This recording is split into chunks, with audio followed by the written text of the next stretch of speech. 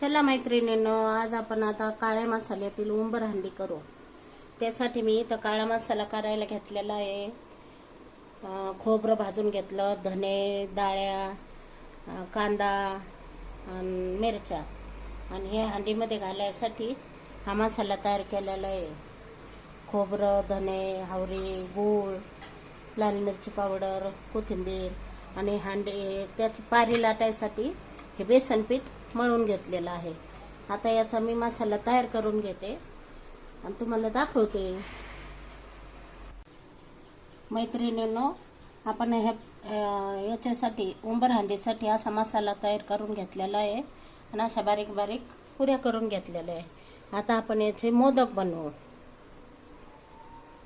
हे असा मसाला भरायचा आणि याचे मोदक बनवायचे।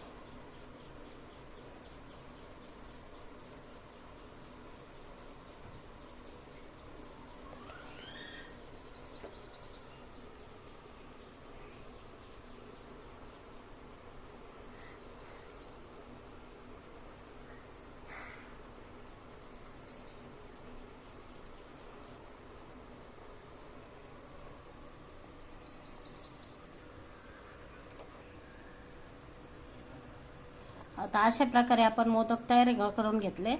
आता आपण भाजी करू।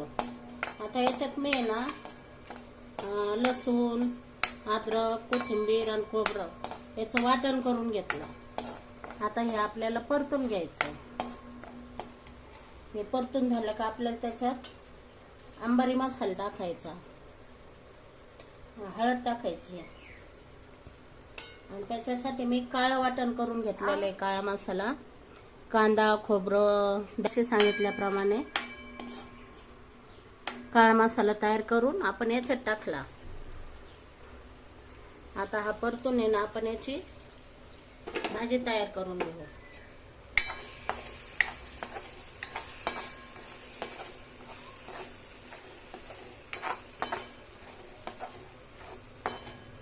परतून घ्यायचा पूर्ण काळा मसाला, खूप छान लागते उंबर हंडी।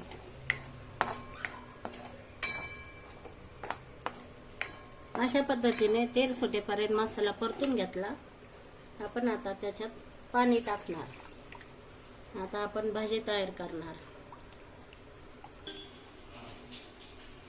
मैत्रिणींनो, अशा प्रकारे आपले उंबर तयार झालेले आहे। आता भाजी पण तयार आहे। आपण आता भाजीत हे उंबर सोडून घेऊ, आणि काही ठिकाणी याला मोदक भाजी पण म्हणतात। आपल्याकडं मोदक भाजी म्हणतात, काही ठिकाणी उंबर भाजी म्हणतात, पण खूप छान लागते खायला। व्हिडिओ आवडल्यास लाईक शेअर करा।